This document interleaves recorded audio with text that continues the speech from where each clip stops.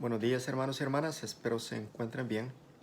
En este video vamos a ver los criterios que utilizaron los padres de la iglesia para seleccionar los libros canónicos que ahorita nosotros tenemos en la Santa Biblia. Vamos a comenzar por hacer un poquito de historia y nos vamos a montar al año 605 a.C. En esta época el rey Nabucodonosor conquistó Jerusalén. Y es a consecuencia de esa conquista que el rey Nabucodonosor se llevó a los judíos cautivos para Babilonia. Y eso es lo que en la Biblia está y se conoce como el cautiverio de Babilonia. Algunos judíos tuvieron suerte de no haber sido llevados a Babilonia y lograron emigrar para Egipto, y otros se quedaron en Jerusalén, pero sobre todo fueron niños y las mujeres. Bueno, años más tarde, el rey Ciro de Persia conquista Babilonia y vence al rey Nabucodonosor, y es así como el pueblo judío vuelve a recuperar la libertad, porque este rey Ciro de Persia los deja libre. Entonces la mayoría de los judíos emigraron para Alejandría, porque Alejandría era una ciudad que estaba en un auge muy grande. Era una ciudad que era un centro de comercio.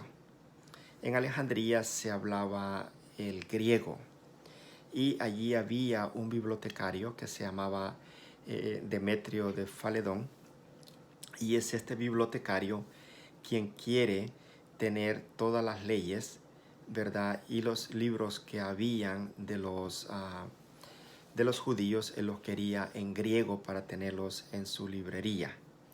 Entonces él manda a traer 6 ancianos de cada una de las 12 tribus de Israel, y trasladan 46 libros del hebreo al griego. Y eso es lo que se conoce como la traducción de los 70. Estos libros fueron usados por nuestro Señor Jesucristo y también por los apóstoles, de tal forma que 300 de las 350 referencias que hay en el Nuevo Testamento del Antiguo Testamento están tomados de esos libros.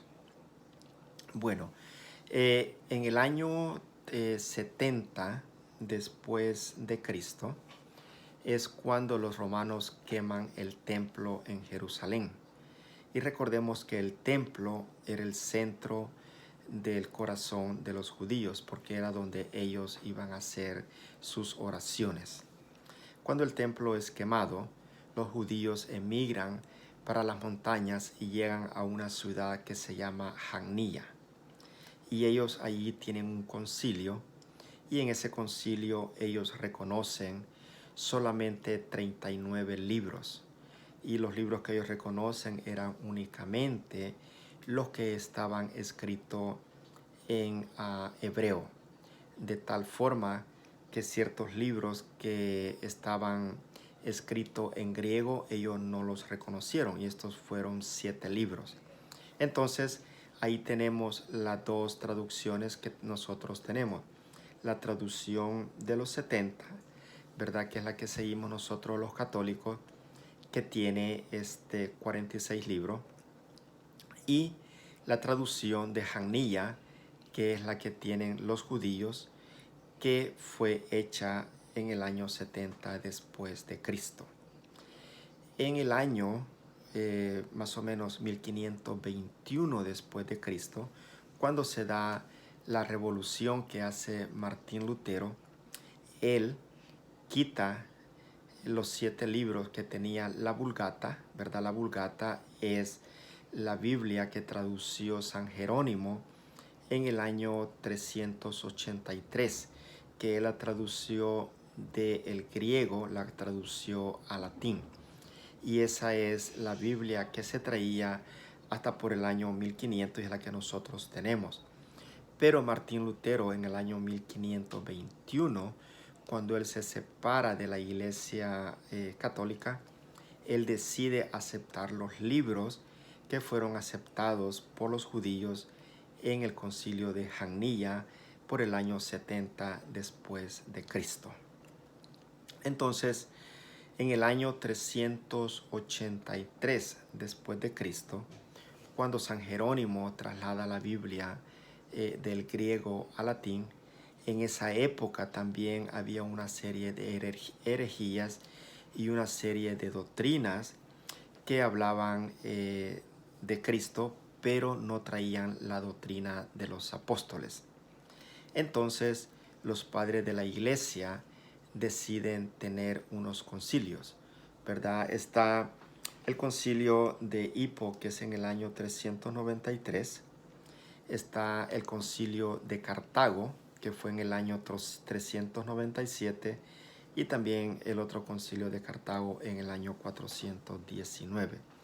Pero es en el año 397, en el libro de Cartago, en el concilio de Cartago, que ahora es en el área que era de Líbano.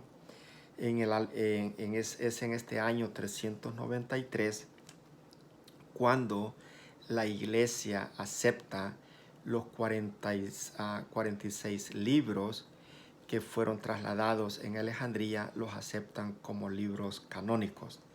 Y es lo que conocemos como el Antiguo Testamento. Después, los padres de la iglesia seleccionan otros 27 libros que son los que tenemos en el Nuevo Testamento. Primeramente, antes de ponerse pues en presencia del Espíritu Santo, ¿verdad? Y de muchas oraciones, estos padres eligen 3 criterios para ver cómo iban a seleccionar esos libros. Entonces, el primer criterio era que tenían que haber sido libros que fueron escritos por los apóstoles o por discípulos de los apóstoles. El segundo criterio era de que tenían que haber sido libros utilizados en las liturgias de las iglesias apostólicas. Y estamos hablando de las iglesias como de Roma, de Corinto, de Jerusalén y de Antioquía. Y el tercer requisito era de que estuviese en conformidad con la fe católica recibida de los apóstoles. Entonces vamos a ver uno por uno esos requisitos que ellos tenían. Primeramente, que fueran escritos por un apóstol o sus discípulos.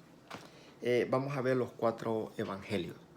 Recordemos que San Mateo y San Juan fueron escritos pues por San Mateo y por San Juan, y ellos fueron apóstoles de nuestro Señor Jesucristo. El libro de San Marcos fue escrito por San Marcos, y San Marcos fue un discípulo de San Pedro.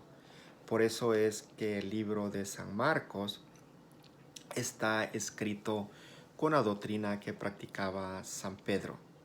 El libro de Lucas está escrito con la doctrina que practicaba San Pablo, porque San Lucas fue un discípulo de San Pablo. Y es por eso que cuando nosotros vemos el libro de San Lucas, tiene una doctrina que va dirigida como a los gentiles. Hay que recordar que San Pablo es conocido como el apóstol de los gentiles.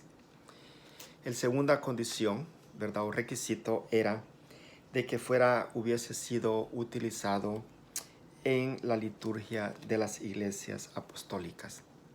Entonces, eso quiere decir que las iglesias apostólicas reconocieron o utilizaban estos libros en los servicios, en las liturgias que ellos tenían. El tercer requisito es de que estuvieran en conformidad con la fe católica recibida de los apóstoles. Lo que esto quiere decir que esos evangelios tenían que venir con la doctrina que enseñaron los apóstoles y los primeros padres apostólicos.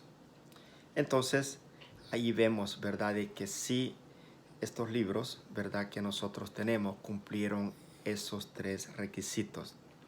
Además de eso, estos libros canónicos aceptados en el año 397 han sido reconfirmados por 3 concilios más. Uno fue reconfirmado en el concilio de Trento en el año 1563 y también han sido reconfirmados en el concilio del Vaticano I y en el concilio del Vaticano II.